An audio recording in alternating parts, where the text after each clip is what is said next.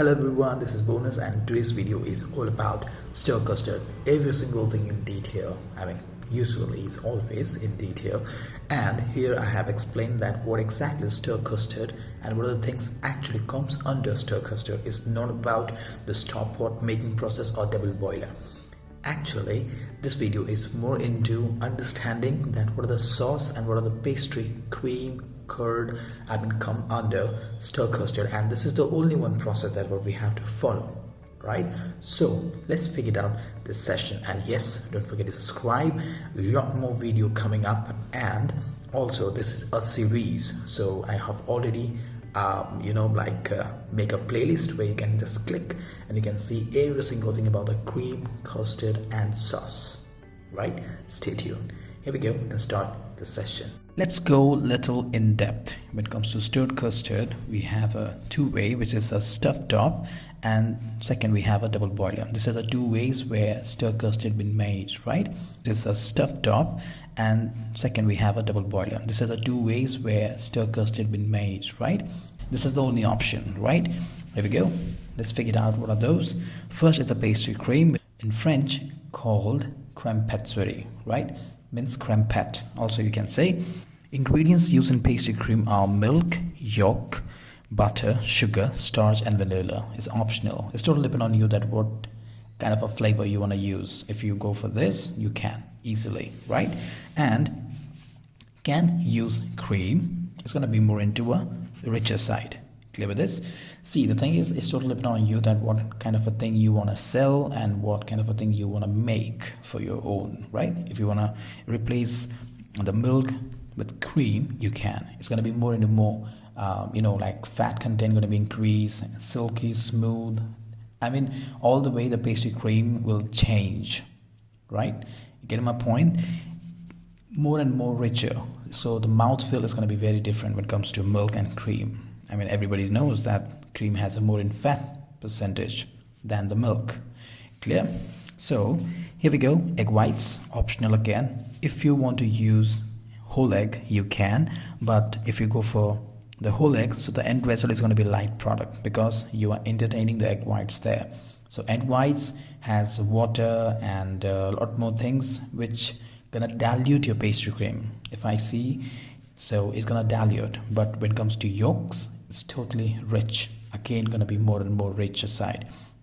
So just think, if you're gonna be just keep the yolk and instead of milk you're gonna use cream, so the end product when it comes to pastry cream is gonna be really nice, rich and best mouthful ever you're gonna get because of more in fat content, increasing actually in fat content. Clear with this? So here we go. Note what are the things that you have to keep in mind before you start with the pastry cream. First is temper. If you don't know what is temper, I have already mentioned clearly the previous video, like the second part. So there you can figure it out what exactly temper, which is like the one ingredient bringing the another ingredient same temperature without cooking it. That is what temper is all about.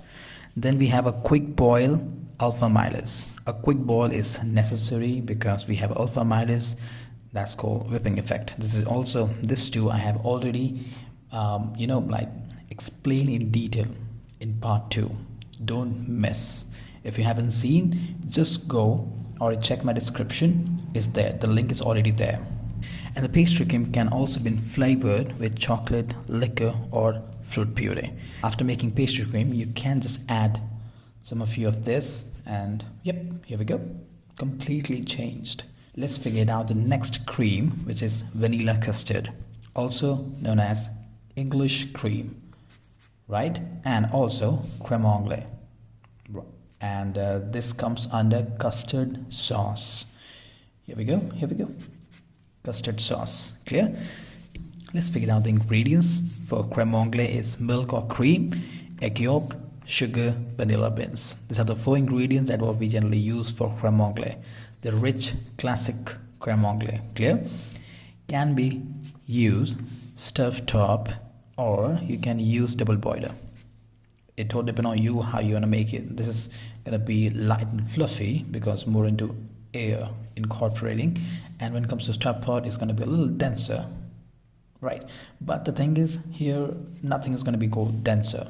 This is not exactly kind of a dense because comes under sauce, not a cream. Well, we say cream, but this is going to be the consistency of pastry cream and anglais is going to be very different. See, the thing is, here is the main thing. Here we have the starch, which is going to thicken the pastry cream. But here, when it comes to creme anglais, we don't really have any starch here, right? That means there is no thickening agent. But there is one ingredient which is going to give a really nice body to this creme anglais is the yolks. Clear? As you cook it, bonding, you remember in the first video actually I mentioned about the protein, the bonds. That is the base when it comes to custard. That is the base, the chapter 1 that I have already explained, right? Watch that, also going to help you to understand what exactly custard means. Then this all things comes under following accordingly, right? So this is what's going to give this body to this creme anglais. Can be cooked. Here are some of you note which is really important is make sure the mixture stir continuously and not let it boil. Very important. We don't really have to boil here because first of all it has egg yolks, richer, and we don't really want the protein bonds to be get more tighter. It's going to be cuddle. We have to take care of that this things not get cuddle. That's the reason we don't really want to take this one to the next level, means the boiling temperature, right?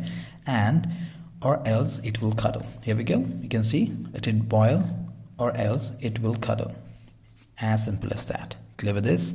Once you're done, strain and cook till the mixture reach 82 Celsius. This is very important. 82 Celsius, why? Here we go. In detail, of course.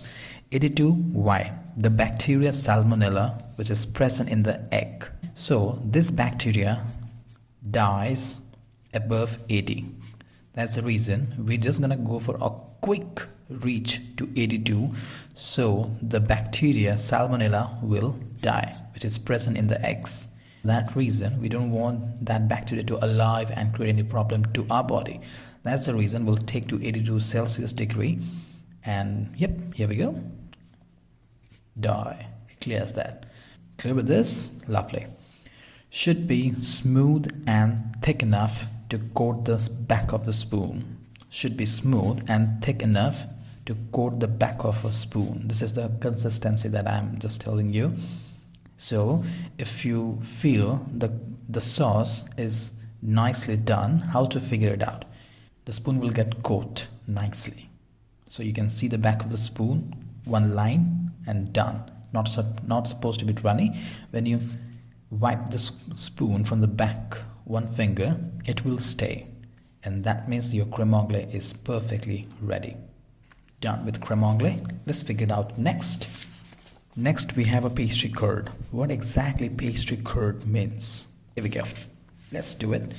Ingredients used in pastry curd are the eggs, butter, sugar, fruit juice, and usually we focus on citron, means citrus fruit, right? Like orange, lemon, those are things we generally use. I mean, any citron fruit you can use. So these are the 4 ingredients that generally we use it. Again, just check it out. We don't really have any starch here, right? That means no thickening. But again, here are the eggs. It's going to give a nice body to this curd. Clear with this? Citrus fruit, why? Usually citrus, but why? Okay, let me add one more point. See, the thing is, when it comes to curd, we always use lemon. Okay, lemon, because when it comes to lemon, it has a acidulating, right, which is called the acidulating of cream to form curd that separates from the whey water, right, through a cheesecloth. So we always use a lemon. At that moment we don't really have, I mean, in the back in old days we were not having any, the cream of tartar or any acidic. This is the natural way. The lemon only the one thing that we always use. And the curd, there actually it comes, lemon curd. That is the only reason that we use and we focus on acidic, because that is something where we remember, okay, fine, curd, okay, lemon curd. We don't really say just like curd. We always say lemon curd because The separation of milk to making a cheese is just the lemon that what we squeeze and separates, the cheese and the whey water. Means when it comes to milk, we boil it up, we add lemon juice to separate. We get in the whey water and the cheese. That is the reason they have put it as a lemon curd.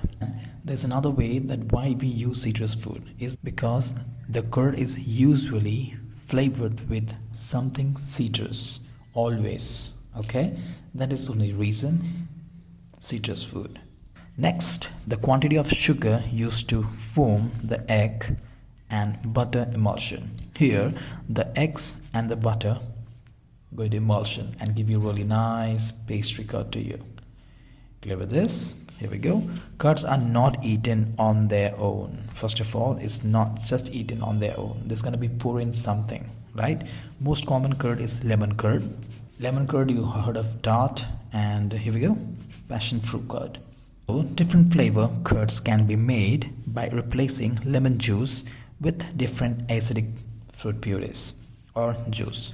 Let's see the making process is note again 82 Celsius because we have salmonella, right?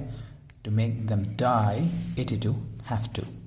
Clear with this? Now cool to 40 degrees Celsius, add butter and emulsify.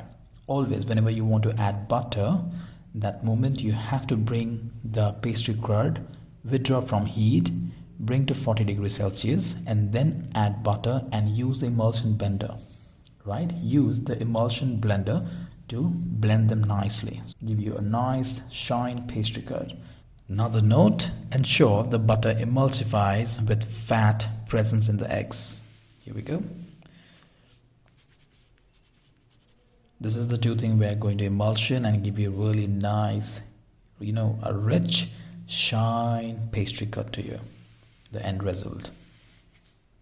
Clear with this now? Here we go. Next we have sabayon, which is also called zabaglione, right? The pronunciation of this is zabaglione.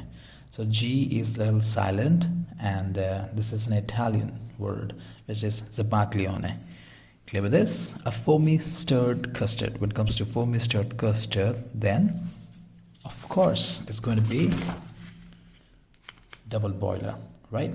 Air incorporation, aeration, exactly. Here we go. So foamy stirred custard made by whisking eggs. You can say yolk, right? Whole eggs or yolk. It's to depend on you which one you want to use, but always go for yolk. Gonna give you really nice, rich, creamy, and also give you really nice yellow color. The yolk color, or you can say like a little orangish, a little bit. Sugar, sometime wine, right? Over a double boiler. So sabayon, we use double boiler. We don't really go for the stove top, right?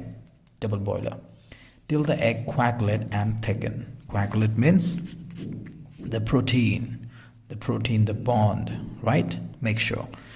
Here we go. The making process. Whisk, gonna be a foamy mixture incorporated, right? Means air to make light and fluffy. This is what the process that how we make sabayon, and this is how you're going to get the last, like the light and fluffy. Can be served as a sauce or base for mousse, right? Here we go. When it comes to wine, we have only one wine that what we use for sabayon is Marsala, right? Or you can use champagne. The method for sabayon, right? Egg yolk are mixed with the sugar over double boiler and cooked till eggs coagulate. Again, it's about bond, right? When it comes to Italian, mix wine with a mixture and then cook over double boiler till the eggs coagulate. Means same thing, you just before double boiler you just add the wine. Means the egg yolks, sugar, wine all together, right? Till the eggs coagulate. Means again bond, protein bonds, right? Once mixture is cooled, it can be used as a base for a mousse. Clear with this? This is all about sabayon.